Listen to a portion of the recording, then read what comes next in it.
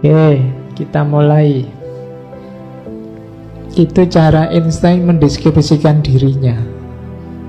I am by heritage a Jew, by citizenship a Swiss, and by make-up a human being, and only a human being without any special attachment to any state or national entity whatsoever.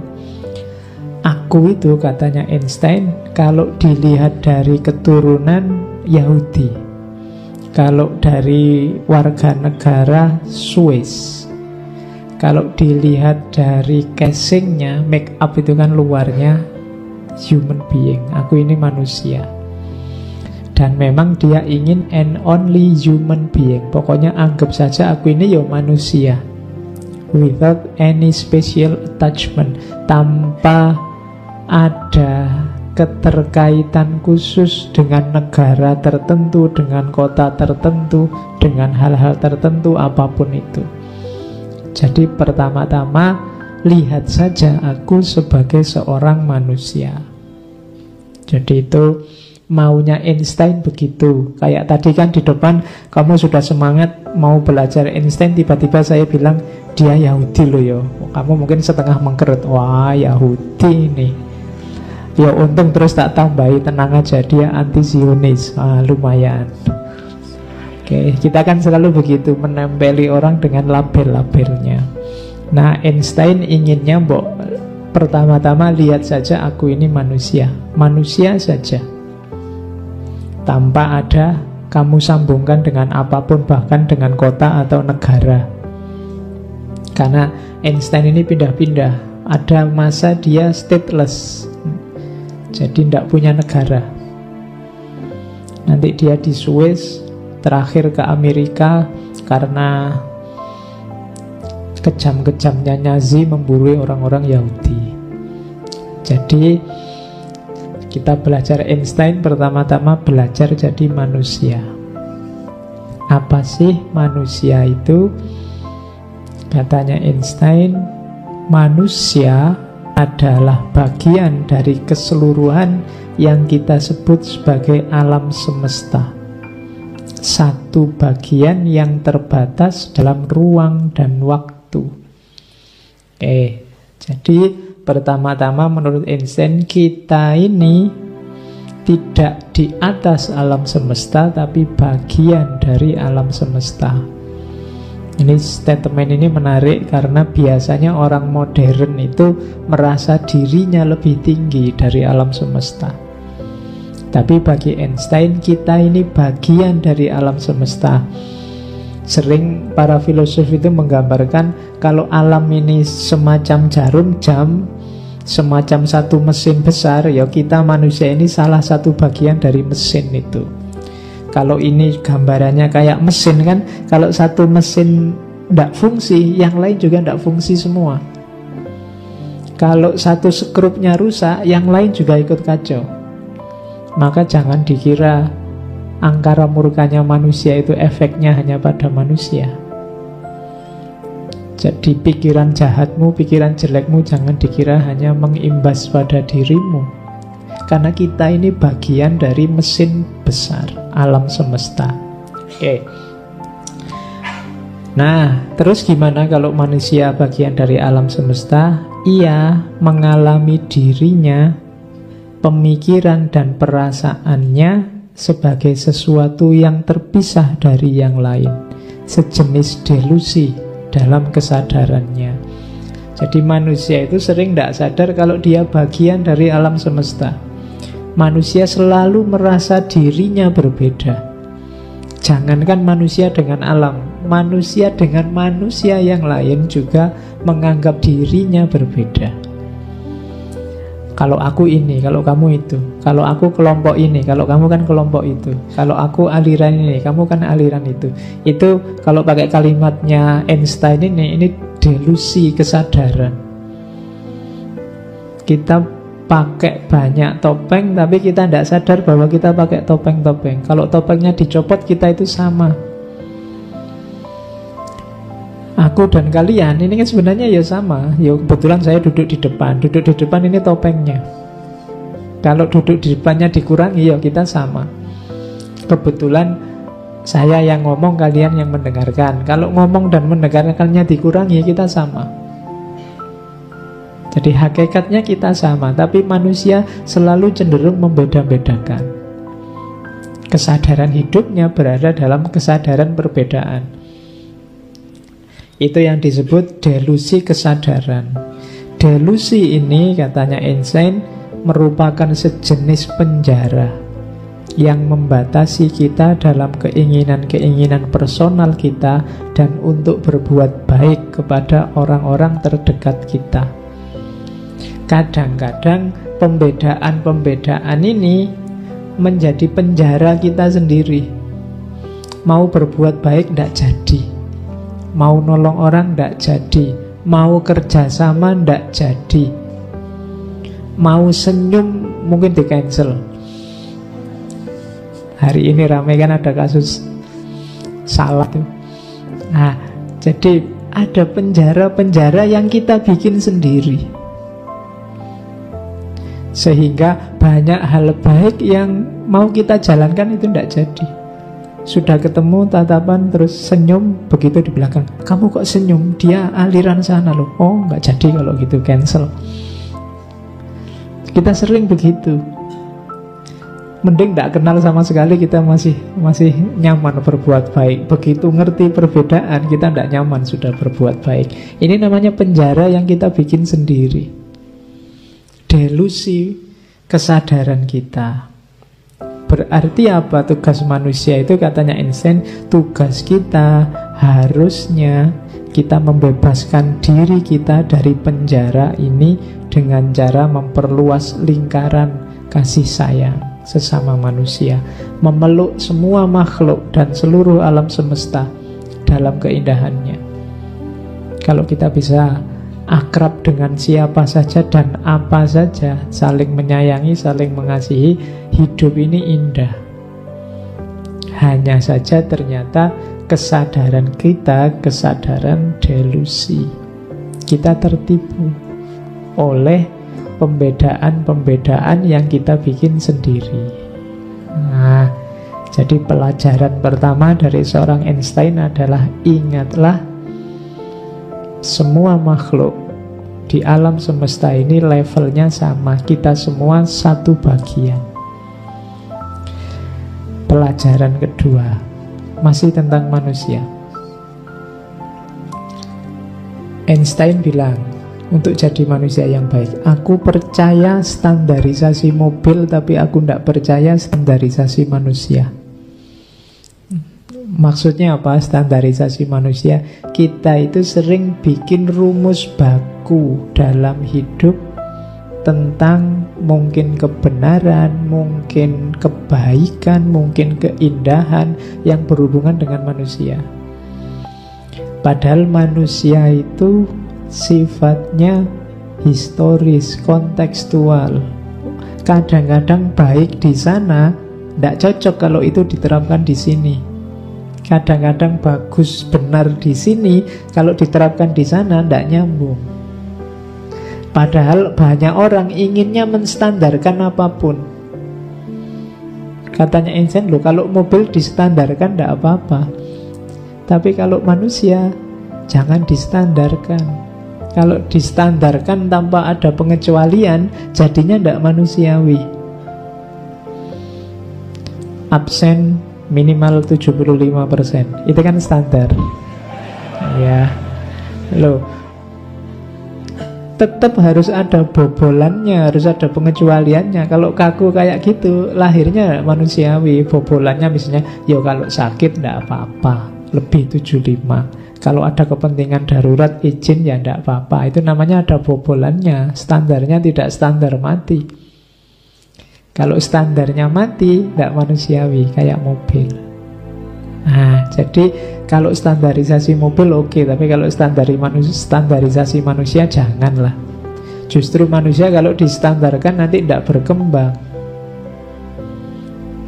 Beri dia kebebasan biar kreatif, biar berkembang. Jadi pelajaran selanjutnya tentang manusia, hati-hati dengan standarisasi, dengan rumus-rumus yang kita bikin tentang manusia. Kalau orang baik, ini. Kalau orang tidak kayak gini, dia tidak baik. Itu namanya standarisasi. Bukan berarti keliru, tapi begitu distandarkan, jadinya tidak luas. Sementara hidup ini dinamis. Kayak kamu matok standar, Pak, pokoknya standar saya besok kalau nyari pasangan, rambutnya panjang, kulitnya mulus, putih, hidungnya mancung. Ini kan standar. Kalau kamu kaku kayak gini, mbok sampai jenggoten tidak ketemu. Jadi luwes lah bobolan, ada bobolannya dikit-dikit harusnya gitu loh. Pak, ada ini Pak yang suka sama saya, rambutnya panjang sih, tapi kulitnya kok tidak sesuai harapan. Ya wis tidak apa-apa lah, ada yang mau, syukur. Itu namanya bobolan. Jangan kaku dengan standarmu. Pokoknya Pak, selama saya kuliah haram bagi saya pacaran misalnya. Loh, kamu nyetandar sendiri, nanti kamu sumpek sendiri loh dalam hidupmu. Kalau tiba-tiba jatuh cinta gimana? Akhirnya kuliahmu malah kacau balau. Kenapa? Karena kamu berjuang ngempet biar tidak jatuh cinta. Nah, jadi hati-hati dengan standar-standar yang kamu patok. Bukan berarti jangan bikin standar, tapi bikin standar yang tidak kaku, tidak kayak barang. Kalau kayak mobil sih gampang di standar, tapi kalau manusia ya jangan.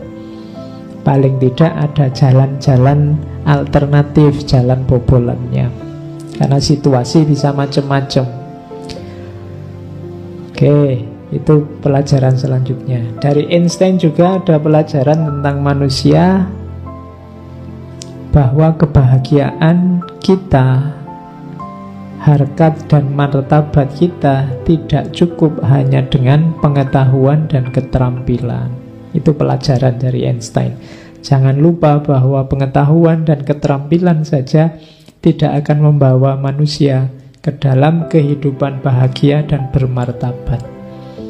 Ini penjelasannya kalian pasti sudah ngerti, bahwa kuncinya kebahagiaan, kuncinya kehormatan kita sebagai manusia tidak hanya terletak pada dimensi luar, dimensi materi, dimensi apa yang kita bisa atau apa yang kita tidak bisa. Banyak itu berhubungan dengan batin. Nanti di belakang banyak sekali penjelasannya. Tapi yang pertama-tama diingat ini. Jadi pengetahuan dan keterampilan saja, maksudnya ada kata-kata sajanya ya. Berarti hanya dengan itu masih belum untuk ketemu kebahagiaan dan harkat kemanusiaan. Banyak orang pinter yang justru menjatuhkan derajat kemanusiaannya sendiri. Banyak orang terampil yang hasilnya malah juga merusak. Kadang-kadang kita punya temen orang pinter, tiap hari malah kita sedih, sumpah karena dikritiki terus. Nah, kan tidak bisa bahagia. Atau kamu jadi orang pinter, mau apa-apa itu tidak gerak-gerak mikir, lama sekali gimana ya ini. Kalau gini ya, kadang-kadang malah susah, kamu punya banyak pertimbangan, tidak berani nekat kadang-kadang. Jadi pengetahuan dan keterampilan saja belum, masih butuh banyak prasyarat yang lain. Oke, itu pelajaran jadi manusia selanjutnya. Selanjutnya, jadi manusia juga ingat-ingat ini, manusia akan memprihatinkan kalau terpenjara oleh rasa takut hukuman dan keinginan akan pahala setelah kematian. Jadi itu mungkin sedikit-sedikit nyindir kita. Jadi maksudnya apa? Fokusnya nanti. Ketika fokusnya nanti setelah mati, banyak orang terus tidak bijak, tidak pinter hidup sekarang. Kenapa tadi pagi ada bom bunuh diri yang dipikir setelah mati? Tidak bijaksana menyikapi hidup hari ini. Jadi takut hukuman nanti, ingin pahala nanti. Katanya Einstein, ini jadi sumber keprihatinannya. orang tidak semangat untuk hidup di dunia dengan baik karena fokusnya nanti setelah dunia. Jadi memprihatinkan itu berarti mbok yo jangan begitu. Karena kesuksesan kita di hidup setelah mati itu sebenarnya tergantung dalam hidup kita sekarang. Tidak mungkin kita mengacaukan hidup kita sekarang terus beres hidup kita nanti. Tidak mungkin kita merusak, mengacaukan, jahat di kehidupan sekarang demi kebaikan di kehidupan nanti. Jadi kalau kita mengorbankan hidup kita sekarang untuk kehidupan nanti sesudah mati, katanya Einstein, memprihatinkan. Makanya kalau ada kayak tadi ada bom bunuh diri kan banyak orang bilang saya prihatin kan gitu. Berarti memang fenomenanya memprihatinkan. Janganlah mengorbankan, kalau bahasa agama kita, akhirat, mengorbankan dunia demi akhirat, atau sebaliknya akhirat demi dunia. Dua-duanya penting. Kita tidak mungkin sukses di akhirat kalau tidak sukses di dunia. Dan juga sebaliknya.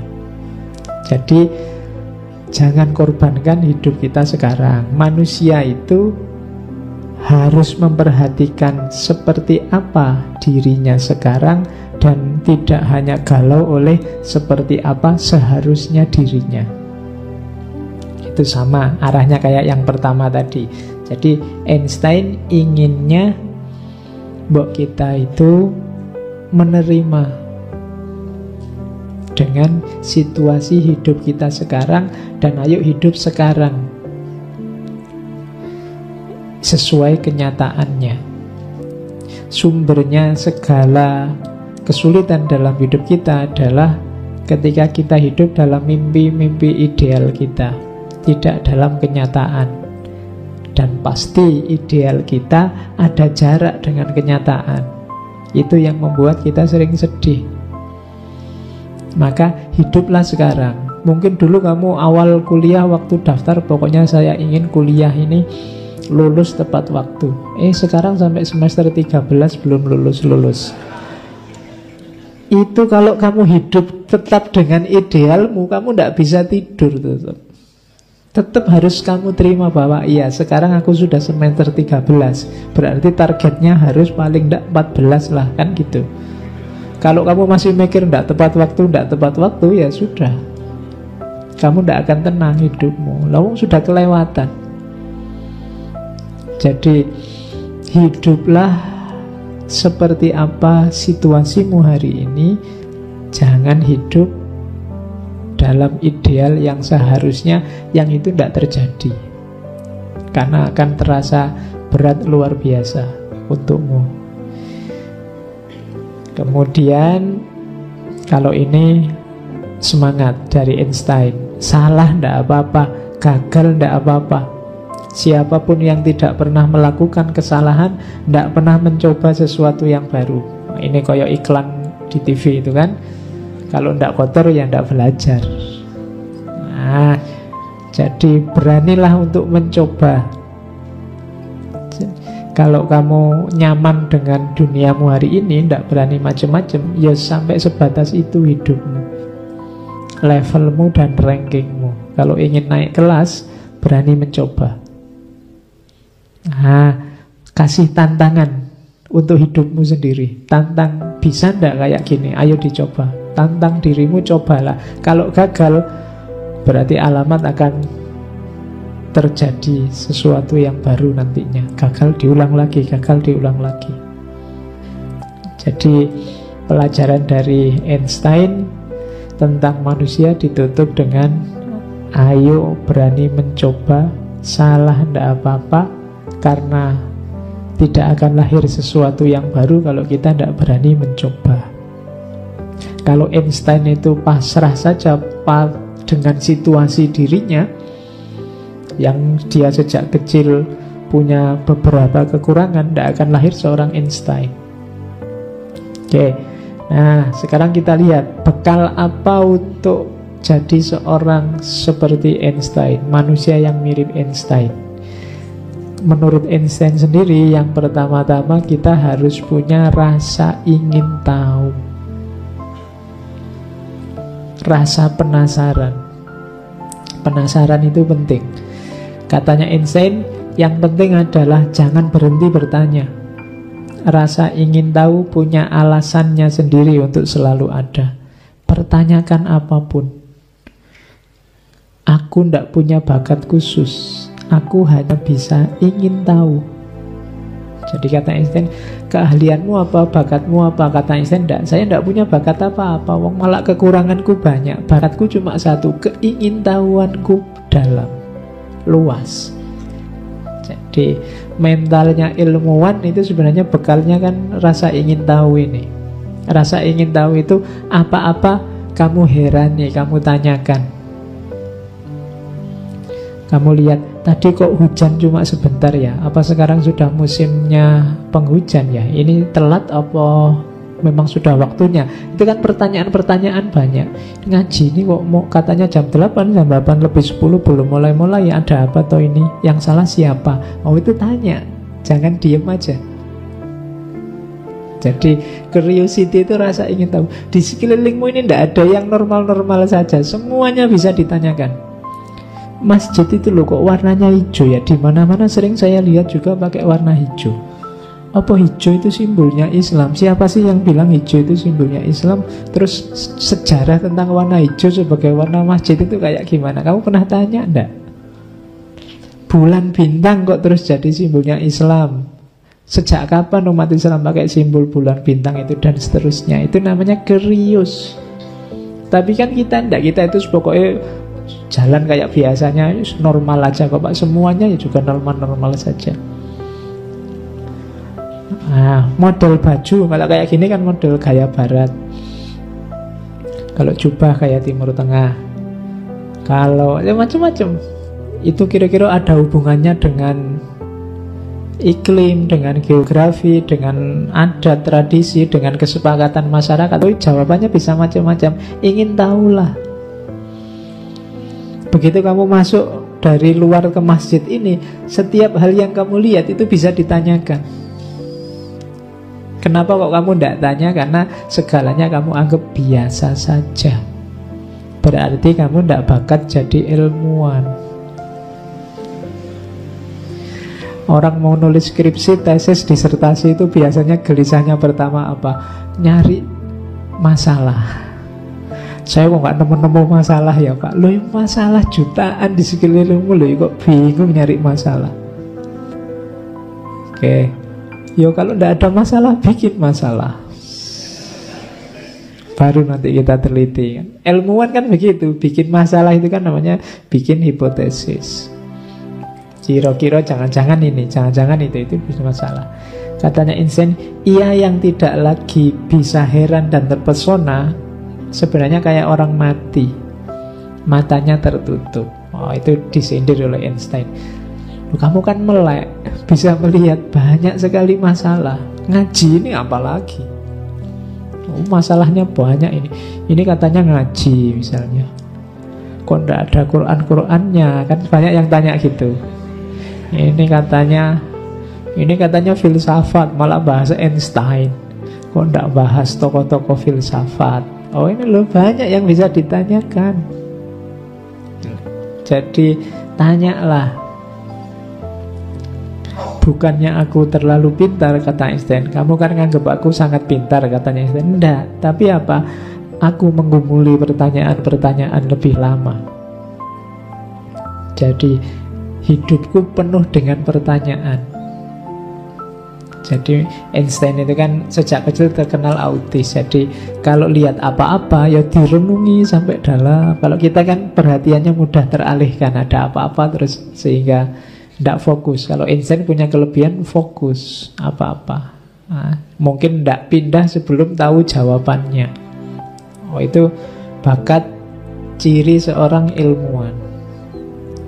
Dan katanya Einstein, jangan menjadi tua berapa lama pun kamu hidup. Maksudnya jangan jadi tua apa? Jangan pernah berhenti bersikap seperti anak-anak di hadapan misteri besar di mana kita dilahirkan.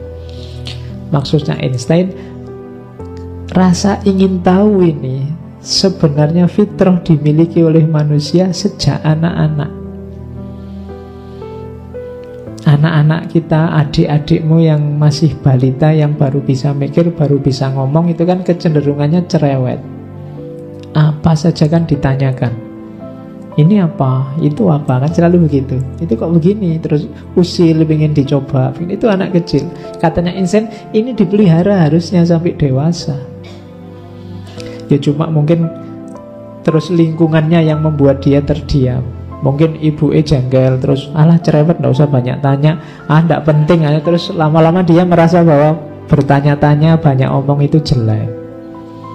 Jadi katanya Einstein, Mbok kamu gak usah jadi, kalau untuk dunia ilmu jangan jadi tua, cerewetlah, tanyalah terus kayak anak kecil tadi.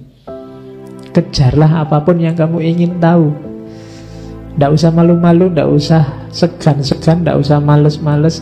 Kamu ingin tahu apa, kejar saat itu juga. Anak kecil itu kan nggak pernah nanti aja nyari jawabannya, mesti ngejar saat itu juga. Nah, apapun pertanyaan yang muncul dalam dirimu, coba biasakan sekarang kejar jawabannya saat itu juga. Tadi saya ngomong misalnya, kenapa ya kok warna hijau ini jadi tren banyak masjid misalnya, selain warna putih. Kamu boleh kan pegang HP kan, kamu sekarang lebih gampang lagi mengejar jawaban itu, ada Google yang maha tahu. Oh itu kamu tinggal nulis, butuh coba cek hijau dalam tradisi Islam, mungkin jangan-jangan ketemu. Ya mungkin adanya bahasa Inggris atau bahasa yang lain, ya coba kamu gali. Jangan nunggu besok. Kalau nunggu nanti apa besok biasanya kelewatan, tidak jalan lagi sudah. Kalau kamu punya keinginan apa yang baik, target apa yang baik, pertanyaan apa yang penting, bermanfaat, segera cari, segera lakukan, segera kejar. Kalau tidak, mesti nanti ketumpuk hal lain dan itu terlewat. Nah, biasakan begitu, meladeni curiosity ini, jiwa ingin tahu, jiwa ilmuwannya biar hidup terus. Oke. Nah, nikmati ini. Ilmuwan itu bisa menikmati ini, katanya Einstein. Tahun-tahun penuh tanya saat pencarian dalam kegelapan, dengan harapan yang dalam untuk menemukan jawaban. Silih berganti semangat dan kelelahan, lalu akhirnya muncullah cahaya. Hanya mereka yang mengalaminya yang dapat memahaminya. Bayangkan kamu saat kemarin nulis skripsi apa nulis tesis, itu kan tahun-tahun penuh pencarian dalam kegelapan, penuh harapan dan cepat lulus. Ada semangat, ada kelelahan, sampai akhirnya jadi fix ketemu jawaban, muncul cahaya. Oh, itu pengalaman yang luar biasa. Dunia ilmu itu indahnya di sini, katanya Einstein. Dari gelap ketemu cahaya itu kan enak. Kayak kita di rumah listrik mati, tiba-tiba listrik nyala. Meskipun matinya sebentar, itu kan ada wow-nya sebentar, bahagianya. Alhamdulillah, sak kampung itu teriak semua. Begitu listrik nyala. Ibaratnya ini. Jadi kalau kamu sedang buntu, tidak punya jawaban, ada masalah, terus kamu kejar jawabannya, kamu cari buku, kamu tanya ke sana kemari, sampai ketemu jawabannya, itu kayak listrik habis mati terus nyala. Indah, menyenangkan. Jadi kejarlah momen ini dalam hidupmu untuk mencintai ilmu. Jadi nikmatnya ilmu itu antara lain ada di sini. Ketika kegelapanmu berubah jadi cahaya. Ketika yang kemarin kamu kejar-kejar dalam kebingungan, sekarang kamu paham dalam kelonggaran. Alhamdulillah, ngerti aku sekarang jawabannya. Itu nikmat. Maka Einstein menyarankan di kalimat yang terakhir itu, hanya mereka yang mengalami yang dapat memahami. Maka alamilah, kejarlah momen ini. Oke, jadi setelah jadi manusia yang baik, sekarang kejarlah ilmu lewat curiosity dan alamilah dunia keilmuan yang indah. Ini cara untuk hidup yang luar biasa seperti disarankan oleh Einstein.